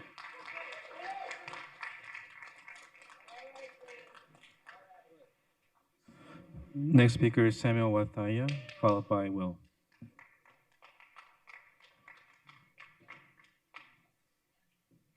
Good afternoon, everybody.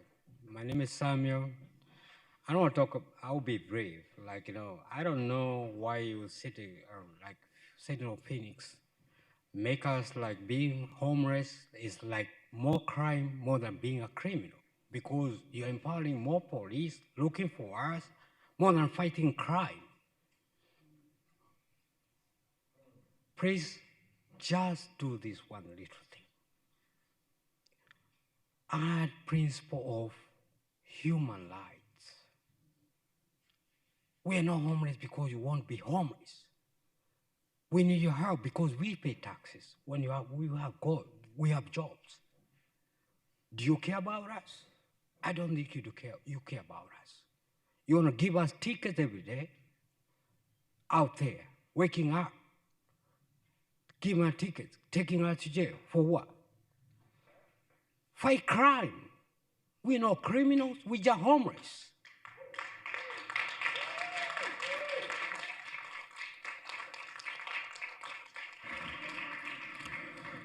Next speaker is Will Green, followed by Danny.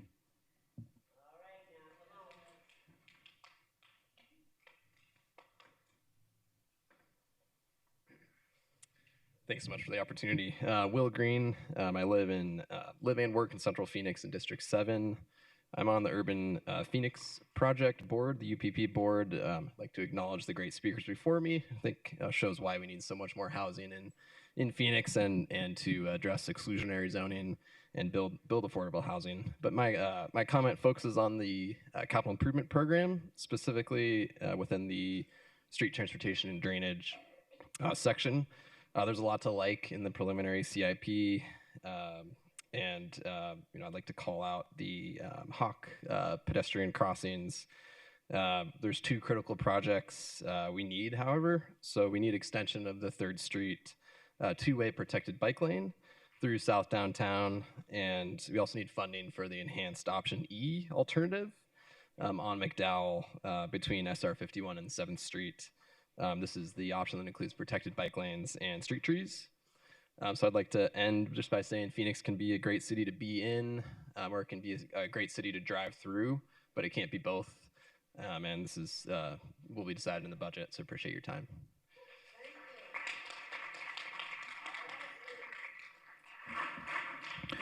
Next is Danny Tanga, followed by Michelle.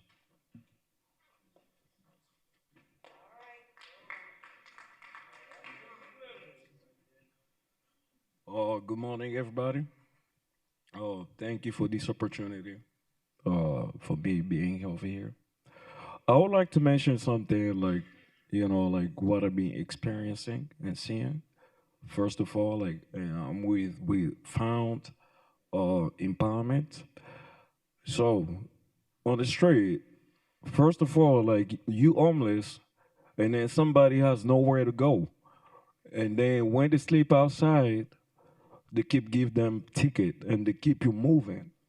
They keep moving you place to place and give you ticket and then you have no job, nothing. So that's not okay. If you guys can think about it. Also, like about like myself, I'm homeless right now because of the um evictions. So if you guys can help us about it and raising fund, to help people, with the housing and like about like the I'm sorry about my English because I'm not from here. Yeah. Yeah. Yeah. Thank you. Yeah. So if you guys can help people when it comes to evictions, please, because that affect my life myself personally. If you guys can look on that, please. And thank you so much to Mama Elizabeth for everything. I really do appreciate it.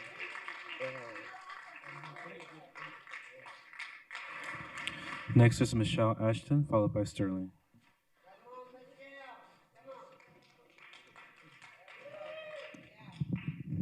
Hi, thank you, Councilwoman, for being here today.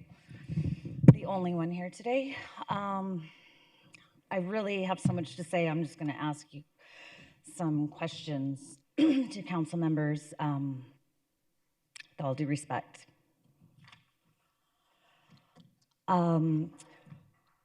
Does the city council or does the housing department, since we're talking about funding and lack of, still provide a sign-on bonus to apartment complexes who will take a Section 8 recipient, $2,000?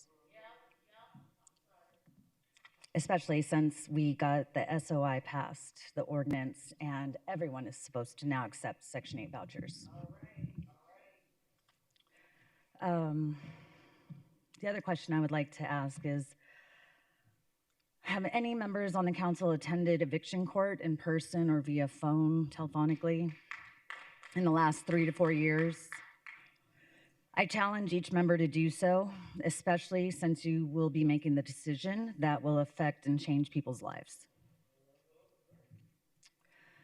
The city council stated, as one of our members mentioned, and I don't exactly remember the number, it was so low, I really didn't care to pay attention, 1% something on the eviction program.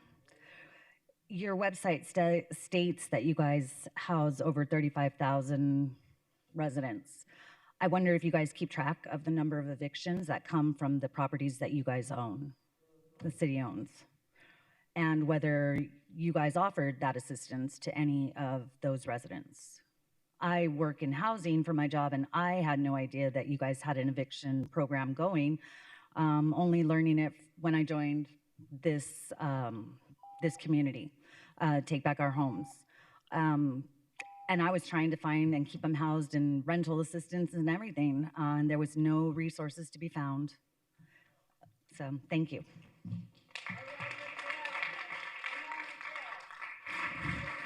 Next is Sterling Sorg, followed by Melinda. Thank you, Council Member Hodge Washington and any other council members that may be watching. Thank you. I'm speaking in regards to street transit and drainage. So I'm a Phoenix resident, lifelong. I live in North Central Phoenix. One of the great things about North Central Phoenix is while nowhere in Phoenix is super walkable, North Central's great because it's very green. There's lots of trees. So I think we need to fund more street trees. We need to fund Option E and fund Vision Zero and Hawk crosswalks. I also urge the council to extend the 3rd Street bike lane and get more protected bike lanes in here. Because not everyone has a car, not everyone can drive, wants to drive, and so it's of utmost importance that we have options for walking and riding, because it's really great. It's called transportation diversity. We need more of that. So thank you.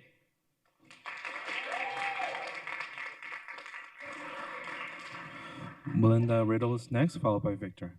Hi, I agree with all of that. Yes, I'm here to talk about the 3rd Street extension for the safe bike lane, that would be wonderful. I live and play and volunteer in Phoenix. I am in District 7, so I'm yours.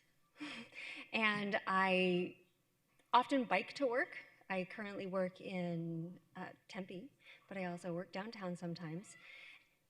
It's wonderful to bike down the Rio Salado, but it's very hard for me to get to that because the streets are unsafe and there have been so many accidents and outright murders. So I really think we should spend more money for that because not everyone, as my friend says, not everyone has a car, not everyone wants to drive a car. This is what makes Phoenix so much better when we have clean air, we have places where we can live.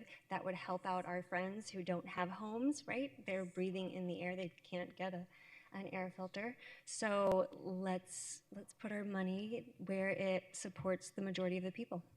Let's extend that bike lane and also the McDowell Road enhanced option E. That's the one that most community members were in favor of. So thank you for your time. Victor Montoya is next, followed by Karina.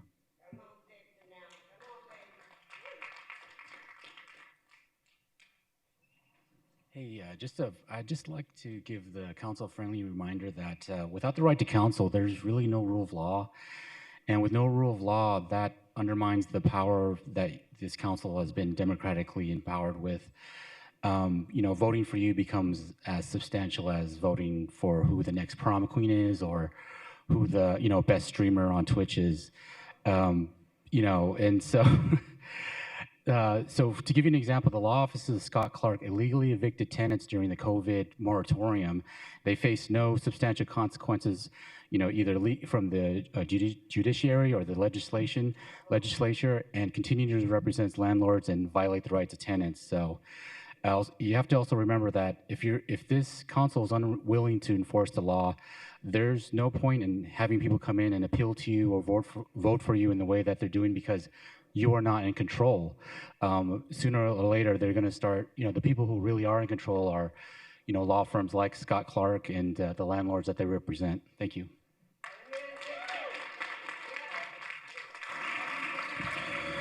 Karina Ramirez is next, followed by Nicole.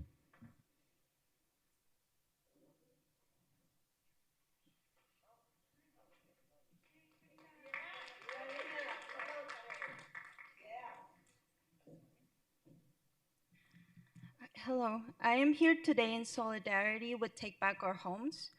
I wanted to add my voice in a plea to stop punishing the most vulnerable members of our community. As you have all heard from the moving testimonies today, a right to counsel would be an invaluable resource to help keep people housed. Of course, I cannot forget to mention how difficult it must be for landlords to own property and collect people's money to be able to afford over $20K in legal fees while still having a home. Truly a harrowing experience. Phoenix PD is overfunded and the harassment of homeless people is not the solution. Housing is. Thank you.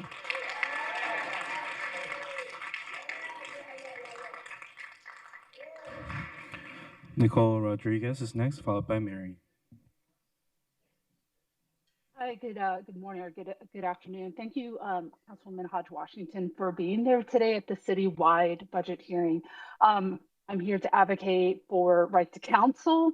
It's definitely not rocket science, and it's something that would be very easy to implement. I'm here to advocate for enhanced option E funding on McDowell Road to make it safer for folks who can't afford a vehicle, can't drive, or just choose not to drive, which is a growing number of people in Phoenix.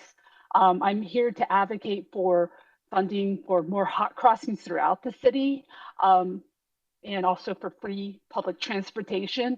As you've heard today, a lot of what we're talking about is about housing affordability, and the right to housing and transportation affordability. The second biggest hit to an income is transportation. Owning a vehicle or being forced to own a vehicle in Phoenix is not possible for many people. And we need more infrastructure to make it safer for us to get around so it is not a death sentence every time we try to walk or get on a bus and or bike somewhere. We're not doing this for leisure. This is just the life of so many Phoenicians that are often forgotten or put on the back burner. And by the way, the homeless population are the nicest people in Phoenix, Arizona that I have ever met. I will hang out with them at Stillnian School Park, at Hance Park, but I definitely can't get that same treatment in a lot of our historic neighborhoods when I talk and walk and say hello to neighbors in those areas. So please stop victimizing these innocent people who just need our help. Thank you.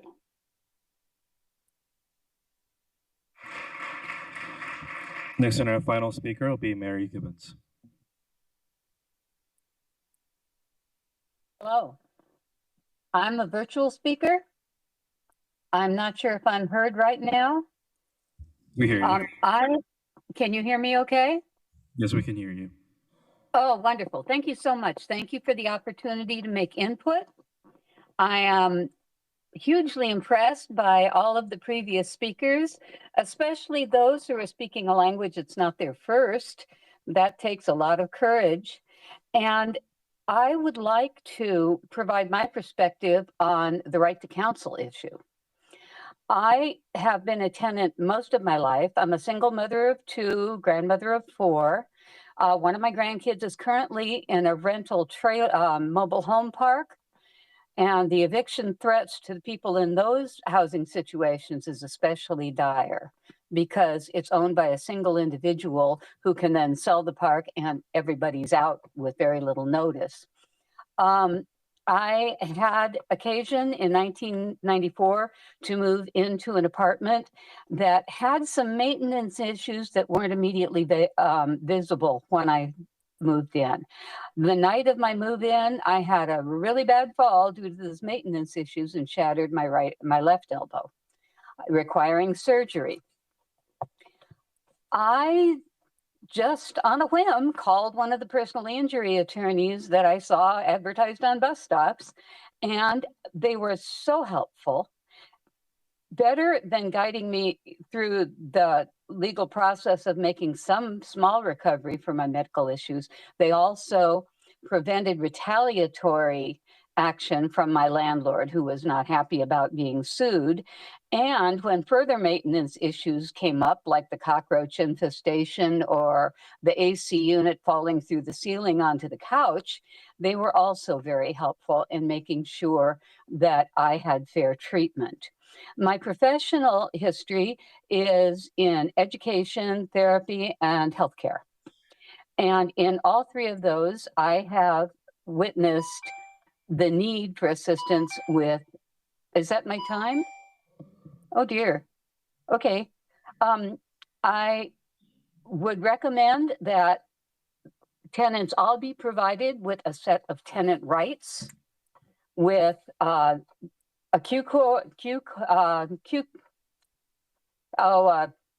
with online access to attorney services. I also think counsel can mean counseling, and it can mean being on the council. And I think that all 3 of those roles need to be mobilized for our students, our seniors, our disabled, and the people who work so hard and barely make it. I'm one of them. I thank you for the opportunity to speak. I'd like to make sure that the right to counsel includes some preventative counsel. I was on the ATA eviction prevention hotline in '94, and we managed to keep a lot of people in their homes, although sadly, so many of them called at the last minute when if they had taken preventative action a month before or during their move-in or in other ways, they could have avoided even the issue of eviction coming up, which is what I think the ultimate goal should be. So we need attorneys, but we need education in the schools and in rental offices. Thank you.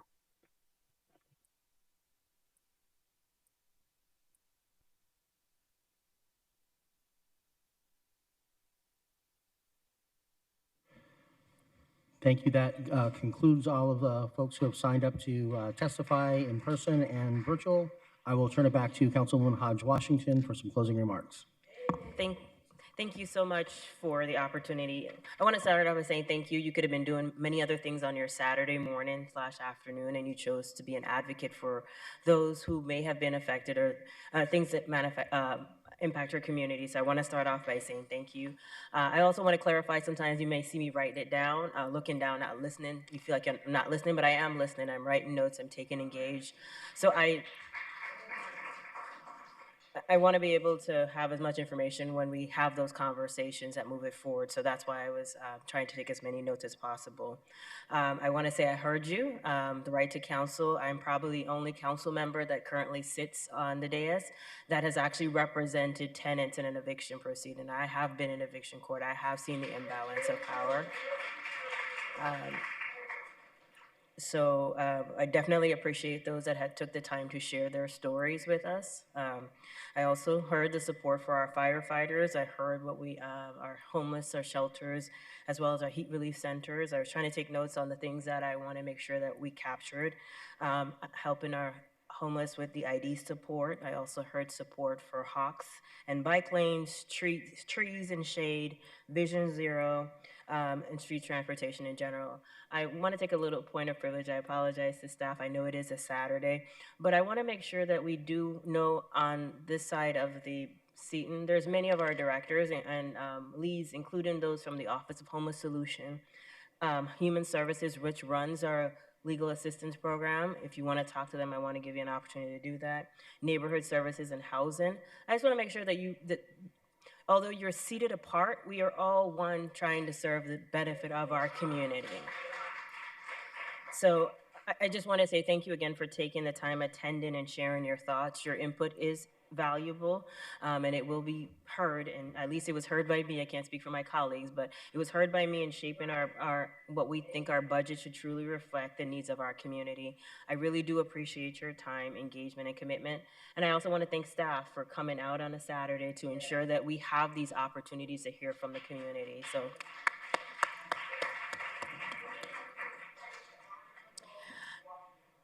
thank you. So at this time, I'll turn it back over to Alan and Amber. Thank you, Councilwoman Hodge Washington. So this does conclude our meeting here this morning. Well, I guess this afternoon now at this point. Thank you for participating on our feedback for fiscal year 25-26 proposed trial budget. There is information about continuing to follow up on this as part of the information that's in the back of the room. You can certainly check the city's website for additional information, and the summary of all of these comments are provided to all the different council offices. So all the council members will see your comments, even though they weren't here today. So that information will be distributed out to them, and it is available on the city's YouTube channel to watch the hearing here today as well. With that, thank you very much and have a great Saturday. Thank you.